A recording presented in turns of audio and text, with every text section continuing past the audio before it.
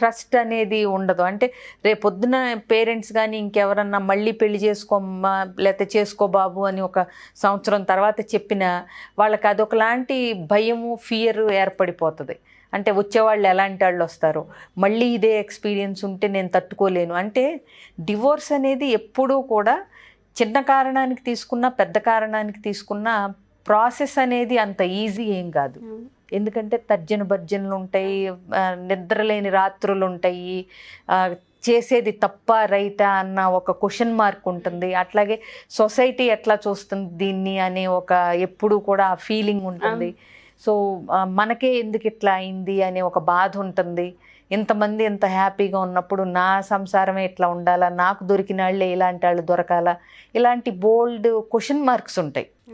ఎందుకంటే ఎవరు చేసేది వాళ్ళు కరెక్ట్గా ఆలోచిస్తున్నాం అనుకుంటారు. అవునా?